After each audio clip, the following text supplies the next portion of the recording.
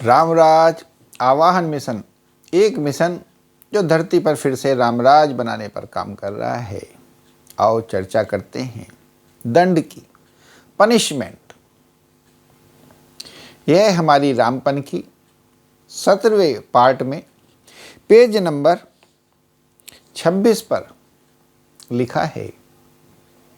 ये रामपन की जो किताबें हैं, हम रामपन तैयार करते जा रहे हैं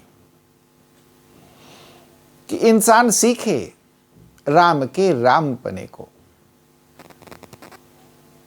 हम ऐसा महसूस करते हैं, ऐसा समझते हैं कि अगर कोई नियमित रूप से रामपन की किताबों को थोड़ा थोड़ा अध्ययन की दृष्टि से पढ़ता रहे तो धीमे धीमे वो अपने स्वभाव में, अपने व्यवहार में परिवर्तन महसूस करने लगेगा और निश्चित ही एक समय पर जाकर राम रूप को प्राप्त करेगा, राम जैसा ही हो जाएगा। हम स्वयं भी ऐसा बनने का प्रयास कर रहे हैं और ये सिलेबस, ये विषय, ये पढ़ाई भी तैयार कर रहे हैं कि जैसे हम स्वयं को राम बनाने के प्रयास में लगे हैं और शायद धीमे धीमे बना भी पा रहे हैं, तो ऐसे ही जब कुछ और लोग भी बनना चाहें तो स्वयं को राम बना सकें। राम किससे बन पाते हैं? जब इंसान की समझ राम जैसी समझ हो जाए, जब इंसान की दृष्टि राम दृष्टि हो जाए। जो पढ़ाई लिखाई से जब हम राम को पढ़ते हैं, राम का मनन करते हैं, राम का चिंतन करते हैं, तो हमारी दृष्टि भी धीमे धीमे राम जैसी दृष्टि हो जाने लग जाया करती। पढ़ाई लिखाई से इंसान की सोच समझ में फर्क पड़ता ही पड़ता है। तो आज ये हम चर्चा कर रहे हैं पनिशमेंट की, दंड की। दंड एक महत्वपूर्ण विषय है जो कि मन के मैल को धोता है, जो मन को सुंदर रहने की जरूरत को बनाता है। मन निरंतर उल्टे सीधे ताने बाने ना बुने, सीधा साधा रहे, इसकी जरूरत को बनाता है। पनिशमेंट जब होता है तो इसकी जरूरत को बनाता है कि मन उल्टे सीधे ताने बाने ना बुने, बल्कि सीधा साधा रहे। अतः यह एक महत्वपूर्ण तत्व है एवं आवश्यक है दंड के कारणों को समझना। दंड एक बदला लेने की भावना नहीं है, दंड एक बैर नहीं है। दंड है एक व्यवस्था जो समाज में लोगों के मनों को सीधा साधा, व्यवस्थित, स्वच्छ, निर्मल, दयालु, परोपकारी बनाने के लिए प्रेरित करती है तथा मनों को टेढ़ा, अव्यवस्थित, गंदा, मैला, कठोर, दुखदायी एवं बैरयुक्त बनने से रोकती है। अतः दंड में आवश्यक है कि दंड देने वाले का मन भी निष्पक्ष, सीधा साधा, साफ सुथरा, पवित्र, बैरमुक्त और साधु स्वभाव का हो, ताकि गलती करने वाले लोग अपने से हो गई गलती के लिए पछता सकें तथा पछतावा करके, प्रायश्चित करके, अर्थात दंड भुगत करके दोष मुक्त हो सकें, अपयश मुक्त हो सकें, दूसरों के बैर से मुक्त हो सकें, दूसरों की दया के पात्र हो सकें। ऐसे में दंड कैसे होने चाहिए? दंड होने चाहिए सेवा से भरपूर, फ्री की सेवा से भरपूर, कार सेवा से भरपूर। जैसे मंदिर, मस्जिद, गुरुद्वारों एवं चर्चों की सेवा करना, उनमें जूते साफ करना, झाड़ू बुहारी करना, बर्तन मांजना, निर्माण में मजदूरी करना, ईंटें आदि बनवाना, फिर दूसरा, व्रत करना, पूजाओं की लंबी लंबी पैदल यात्राएं करना, कठोर तपस्याएं करवाना आदि।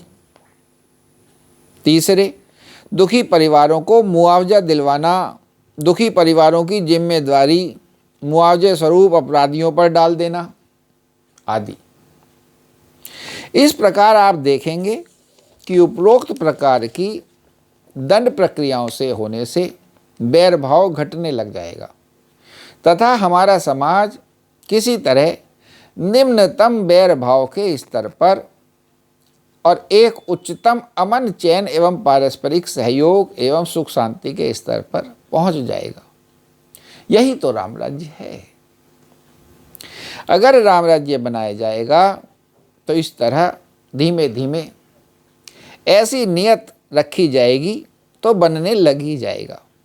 अत्यंत आवश्यक है व्यवस्थाओं पर पुनर्विचार करके उन्हें सुधारने की, ताकि मानव का सच्चा हित हो सके। पुरुष एवं एक उत्तम पुरुष पुरुषोत्तम बन सके। ऐसा ना हो कि गलती करके उस पर सही रास्ते पकड़ने का मार्ग ही ना हो। यही है सुंदर व्यवस्था। दंड अवश्य होना चाहिए, पनिशमेंट अवश्य होना चाहिए, मगर सरकार की तरफ से। इंसानों को एक दूसरे को दंड देने का कोई अधिकार नहीं है। उनको तो सबको सहनशील होना चाहिए, मगर कानून व्यवस्था में ही दंड होना चाहिए कि जो भी गलती करे, जो भी अपराध करे, वो दंड भुगते और उसके बाद फिर दोष मुक्त हो सके। अगर कोई गलती कर कर पछता रहा है तो उस पर मार्ग होने चाहिए कि वो अपना दंड भुगते और अपने को दोष मुक्त कर सके। वो भी जो अपयश का भागी हो चुका है, वो भी यश का भागी हो सके। ऐसा ना हो कि एक बार कोई अपराधी हो गया तो अब अपराध से निकलने का उस पर रास्ता ही ना हो। अब वो अपराधी बनकर रहना भी नहीं चाहता तो उसे मजबूरीवश अपराधी बने ही रहना पड़े। कोई गलती करके एक गलत इंसान बन गया और अब वो उस गलतियों से बहुत परेशान है, अब वो अपने को एक अच्छा इंसान बनाना चाहता है, तो ऐसा ना हो कि उसके पास मार्ग ही ना हो कि अब वो अपने को अच्छा इंसान नहीं बना सकता। ये ऐसी दंड व्यवस्थाएं होनी चाहिए और सेवा भाव से प्रेरित दंड व्यवस्थाएं बहुत ही सुंदर होती हैं, जो मन को साफ, निर्मल, स्वच्छ कर देती हैं और आपस में बैर बढ़ाने की बजाय प्रेम बढ़ाती हैं। कितनी सुंदर व्यवस्था है कि दुखी लोगों की जिम्मेदारी अपराधियों पर डाल देना कि तुम इनके दुख दूर करो, लंबी लंबी यात्राएं करो, पूजा करो। ये जब इस प्रकार से तपस्याएं की जाती हैं तो इंसान का मन, चित्त जो कभी गंदा हो चुका था वो निर्मल हो जाने लग जाया करता है, स्वच्छ होने लग जाया करता है, सुंदर होने जाने लग जाएगा। यही दंड का सही मायने में उपयोग है। इसीलिए ये पनिशमेंट और दंड की व्यवस्थाएं बनाई गई हैं। दंड देने का मतलब ये नहीं है कि बस दंड वसूल लो। वसूलने का उद्देश्य नहीं होना चाहिए। होना चाहिए कि गलत मार्ग से कोई सही मार्ग पर आ जाए और कोई गलत मार्ग पर चलने की हिम्मत ही ना करे। ऐसा। बोलो श्री रामचंद्र भगवान की जय, पवन सुत हनुमान की जय। कितना सुंदर, जैसे हम ये रामराज बनाने की राह में लगे हैं और नए नए विचार, सोच, चिंतन, मनन, रामपन दे रहे हैं, तो हम चाहते हैं हमारी इस वीडियो को like, share, subscribe, comment, follow करें और हमारे चैनल रामराज आह्वान मिशन को सब्सक्राइब भी करें। बेल का आइकन भी दबावें, जिससे कि जो ये हमारे भाव हैं, जो हमारे विचार हैं, हमारी जो ये सद शिक्षाएँ हैं, जन जन के मन तक पहुँचें और लोग इसे अपना अपना करके ऐसी व्यवस्थाएं, ऐसा व्यवहार अपने अपने परिवारों में, अपने अपने जीवन में बनाने का प्रयास करें। जय श्री राम।